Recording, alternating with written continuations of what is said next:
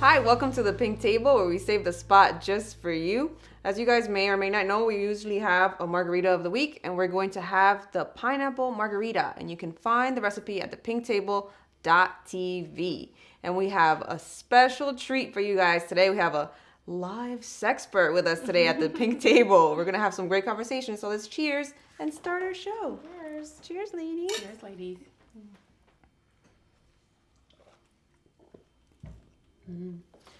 So we have with us today Miss Trilce Ortiz from a blog called ellaisusexo.com, ellaisusexo.com in English for you guys. And she's gonna talk to us a little bit about her sexpertise. So what exactly is a sexpert? It has sounded so dirty, everything that you said so far. Really? Yeah, sexpert and sex. We're trying to reel in the viewers. I love it. Well, you definitely dressed the part. You're I mean, it's a huge part of who I am, and I think it's a huge part of everyone's life, or I hope so, at least. Sexpert is it's a slang word.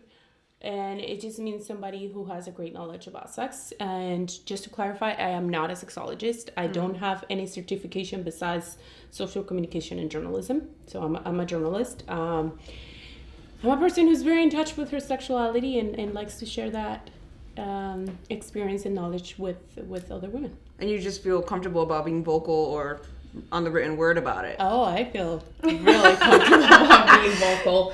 That's usually what happens with my mind in a lot of conversations, not in every context, of course, but once we start talking about sex, then everything it becomes sexual. Can't come back from that. No, I mean, obviously, every person has a different level of libido. Mine is high, really high, and I like it that way too. Yeah. I just wanted to clarify because I know some people might freak out about ellaisusexo.com. It's all in Spanish. It's bilingual. So for all English speakers out there, you can also check it out. So, I think a lot of people are not really comfortable with talking about the topic of sex, and especially women, I think we're kind of very like, oh no. Women, and then on top of that, you're Latina when you might. Keep that behind closed doors. That is a problem. So yeah, to me, and obviously I'm not judging anybody because I understand. I come from Colombia. I was born and raised in Colombia, so I understand greatly why there is such a stigma still, especially in the Latin American countries and in Latin culture here in the U.S. about sex. But I always wonder, how is it that we don't talk about the one thing that we do, hopefully, the most, right? If you're in a relationship or not in a relationship, most of us are having sex, enjoy it, want it, look for it, seek it. But then it's like you said, it's all behind closed doors. Nothing is happening. Mami nunca sabe that you're having sex. Oh, la abuelita se muere de paro cardíaco. I mean, I still have friends, 30-year-old friends who pretend to be virgins, maybe? To their parents, yeah. Yes. Yeah, so I think we need to have that conversation out in the open, and we also need to have it in a respectful manner. I don't think that you need to necessarily go to the other end of being pornographic about your comments, unless that's what turns you on or whatever. But for women, it's like, hey, chicas, we talk about fashion, we talk about boys, we talk about shopping. Why don't we talk about sex? And it doesn't have to be uncomfortable because we're not pointing fingers at each other. We're just like trying to figure out how to do this thing right. So what helped you be comfortable with your own sexuality? My mother, she's amazing. Yeah, I have to say that my mom is half Spanish, so I don't know if it was like the European side of her that allowed her to be a different mom. My mom is a very non-traditional Hispanic mom. We did not grow up in a Catholic household, which is very different from the majority of Latinas. My mom didn't really talk to me about sex because I feel that she wasn't necessarily too comfortable with the topic herself, but she gave me a lot of books. I got my first Kama Sutra book when I was 13, and I flipped through the pages and I was like, Mom, you're a little ahead of yourself here. Like, none of this is happening, right? And when I brought the first official boyfriend home, my mom had to talk with the two of us. I think he wanted to die. And I was like, okay, I mean, here we go. We're going to hear this again. Now he's sitting there, whatever. And she was like, oh, condoms and, be happy and explore each other and blah, blah, blah. And I was probably 15 at the time. So I have to say, I am really thankful that I have a mom who was more open than most about sex. Yeah, I don't think my mom, I know my mom never had that talk with me. I kind of had to figure things out on my own. It was pretty much just don't let anybody touch you here and here. Yeah. That's it. Yeah, and I think that's a lot of another problem is like they put a lot of emphasis on the things that you shouldn't do, which also make them really appealing. Yeah, so as a sexpert, you probably those are where you have to touch. You touch there. Go for it. She says not to touch it. Touch it, just touch it.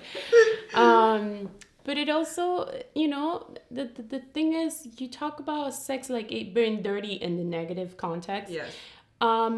And then we feel ashamed of having a sexuality. We feel ashamed of having desires, of having sexual fantasies. And that eventually leads to very unfulfilling sex lives because we are incapable of telling our partners, husbands, boyfriends, what we like, how we like it, what we want to have done to us, what we fantasize about, because Catholicism and the macho dominant culture has made us believe that sex is dirty, that sex is unladylike. So you don't talk about those things, and then you have a partner and you don't talk about those things, and then 35 years of marriage go by and you have never had an orgasm because you don't know how to speak up your mind, Or you feel guilty about it, like you said, especially in Catholicism, like that guilt that you carry with you. I remember clearly one time taking the subway to some part of Queens, and there was two Mexican ladies talking about their marriage and kids and their everyday life, and they jumped into sex. So of course I was like, okay, let's see this is where what this is all about. And one of them was saying, she had been married for 25 years. They had 4 kids together, a happy marriage to everyone else, and yet she said she had never experienced an orgasm. And I'm like, how can you be married for 25 years and not ever had an orgasm? And she just doesn't tell her husband what she likes. Well, it's like you said, we're really not encouraged to be, sexually open or even explore yourself. Like if he didn't give it to her, maybe she could have explored a little bit and given to herself. But we're not. That's like a bad thing. Yeah. We're everything's made to be, like you said, negative, sort of. Yeah. Like, don't do that. Even like in my office, my current office and more so my former office at Siempre, like they knew I wrote about sex and that brought a lot of traffic. But whenever I get a package from Trojan, for instance, it would be like, ay, mira, and giggles and all this, like, and I'm like, I think it's fun to make it fun also, but it's as serious of a topic as politics or as, deciding the finances for your household. Okay, so your kid is going to school in 7 years and you saved up the money, yet you can't have a conversation about which position is your favorite or how do you get an orgasm or how to, masturbate. That's, to me, it's crazy. So what's the most common question that you get from women that they ask you, like about sexuality? Or... How do I get an orgasm? Really? Yeah. Really? Wow. Yep. And regardless, and it's amazing to me because that's regardless of the age, level of education. Because one would think, if you're younger, maybe 30 and you college graduate, one would assume that you be a lot more open to talking about sex, and that's not necessarily always the case. Or the questioner like, I'm not sure if I had an orgasm. If you're not sure, you haven't had one, girl. Oh no. Now you know, ladies, you will sure. know when you have an orgasm. That's for sure. But how do you even answer that? How do you answer that? How do you have an orgasm? So you can't participate and help out there. It's tricky. The basic thing is explore yourself. A lot of women are still reluctant to try masturbation. I can see why. We often don't even feel attractive ourselves. Like, why would I touch this body when I feel fat and I feel, I have all this cellulite and stretch marks and all of that. You explore yourself. Touch it, so. Yeah, and with the lights off, so it'll be okay. Light some candles. Put some. I'm like, just set the mood for yourself. Yeah, but I think definitely you need to start with exploring your own body and knowing what you like, because a lot of often women would get into a relationship with a man and expect the man to just do it all. Right? Oh, if he's good in bed, then he'll give me the orgasm. Yes. He might be really good in bed. He still doesn't know what you like. Maybe his ex-girlfriend was really into, I don't know, reverse cowgirl or something like that, and then you like missionary bear, and Google that's a those position that you need to Google all of that. Or just go to her. Or go to my blog. Yeah. So yeah, I think learning about your body and what turns you on, and then learning to express that to your partner, in a way. Also, you don't want to make him feel like he's stupid or he doesn't know what he's doing, or you'd rather sleep with somebody else. Make him feel comfortable and show him or tell him what is it that you like done. And it's all about try and error. It's not like I can give exactly like a perfect formula. You do this, do, and then you get an orgasm. No, because I don't know you. I don't know what turns you on, and what turns me on definitely isn't the same as you guys. So I think it's about getting to know your own body. Oh, there you go, ladies. Start that exploration there. See what I'm saying about the reaction on sex topics? Someone's blushing. I know, like, So why did you feel like this needed a fresh voice, like your voice, this topic for women? I mean, I don't know if they needed my voice. I think my voice is pretty okay, but we needed a voice because if you research it, there are a lot of great sex bloggers, most of them in English. And then you will find a lot of blogs who are in Spanish, mostly coming from Spain, and they're like definitely borderline erotica or porn, which is all fine, but that's not what my blog is all about. I feel there was a need, and there isn't another blog like mine, especially targeting specifically Latinas in the U.S. So if women out there have questions and they want to find you, where can they find you to get some information? So my blog is sexuality.com. Like I said, it's bilingual. There's a contact form in there that they can fill out. Also, they can email me at trilce.ortiz@aisosexual.com. And all of my social media handles, I'm on Pinterest, Instagram, Twitter, and YouTube as aisosexual. And I also like made the clarification again. Even though one of the main topics in my blog is sex, I also focus on relationships and self-esteem again. Just coming from a point that, like, unless you love yourself, it's really impossible for you to have a healthy relationship or a healthy sex life. I don't at all. I'm saying, it's not like, oh, you need to love yourself and then love somebody else and then have sex. No. Girl, go out and have one night stand if that makes you happy, but make sure that you understand your body, that you understand your needs, that you understand that that's something that aligns with who you are. Not that you're going to have a one night stand and then feel like crap because the dude is never going to call you again. You know what I mean? So I think all those three elements are very important. So I guess that's kind of like, if you want to have a healthy sexual life, you kind of need to know yourself as a person, get to know your body, and get to know your partner also. Yeah. Communicate with them. Yeah, it's really funny because you know how people say a lot like, oh, as the years go by, then sex gets worse and worse. I'm like, I don't understand that. It's almost like saying the more you exercise, the fatter you become. No, it's like, sure, you probably have amazing one night stands because there's a lot of build up to that, very passionate, very quick, whatever. But when you have a stable partner and the more comfortable that you feel with that person, the more in touch that you are, the more open that you are to, trying new things and exploring new things. So I think those who say, because they've been in a relationship for long, they don't have a fulfilling sex life, are just like totally missing out. It's like, if this person has known you for 20 years, they probably know what you like. So should know. Take advantage of that. But I guess if you're not vocal. Yeah. And I also feel because women oftentimes also just blame the guys. Oh, men don't know what they're doing. Well, no, you don't either. Like, you don't come with a little manual. Oh, here's a manual to your new girlfriend's body and sexuality. Yeah. So, yes, it's partially the men's fault because, again, from the macho dominant perspective, it's like, guys do their thing and it's about them coming and them having an orgasm and that's it.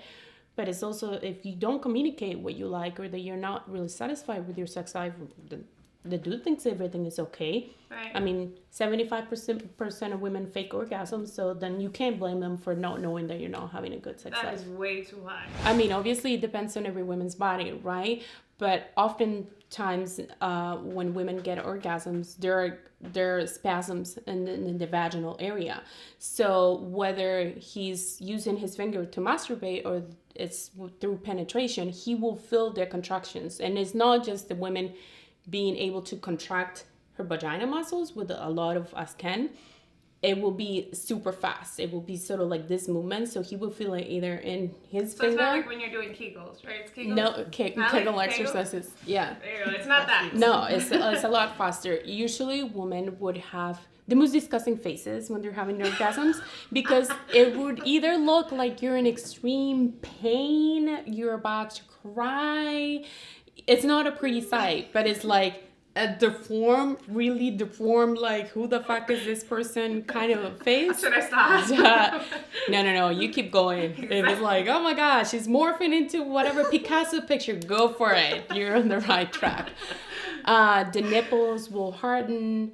And obviously vocalizing is an important part, but trust me, if she's going like, oh my God, I love it so much, keep going, I'm orgasm. No, you cannot say an entire fully word when you're having an orgasm. It's impossible. You know how important films is like, she's like 3 sentences and it's like, you cannot talk when you're orgasm. It's way out there for you to even be able to make sounds. But I don't know, girls make different sounds. So it all depends. But if you know your partner, you'll be able to read different cues that the body gives you. The body doesn't lie. Like that. The body doesn't lie, guys. It tells the truth. So any advice for our women or for men to get more comfortable with themselves sexually, with their own bodies, like little things they can do? Well, I think it's important to, if you can, start surrender yourself by people who are also comfortable talking about sexuality. For women, I think it's super great. I have my group of friends that every time we get together for a bar mitzvah, I swear to God, the conversation ends in sex and, hey, I tried this new vibrator and what do you think of this and that? And I think it's really beautiful to have at least one friend that you can have open communications with. Google is your friend or your enemy, depending on where you land. But if you have questions, Google them and make sure that the sources that you're going to, like sexuality.com, are trustworthy. And explore your body. Do it by yourself, and make sure that your little brother's not gonna open the door of your bedroom while you're in the middle of it, because then you'll be traumatized for life, and so will be he. But lock the door. But First things first. Explore yourself and start the conversation. One thing that I found is with my group of friends is when I started the conversation, they were like, damn, we were dying to talk about this, but nobody was doing it. So you will be surprised on the response. Probably try to do it with friends or, people that you feel comfortable and close to. Probably not your mom, unfortunately, because they mostly don't know what they're doing themselves. Yeah. Try to find a reliable source. Yeah. So there you have it, guys. You can go to ajsusexo.com. She's also on Twitter and on Pinterest and all the other social medias. You can find her there if you have any questions or, if you just want to learn how to be more comfortable with yourself sexually. So we'll see you here at the pink table next time. We will have the same spot just for you. Besos.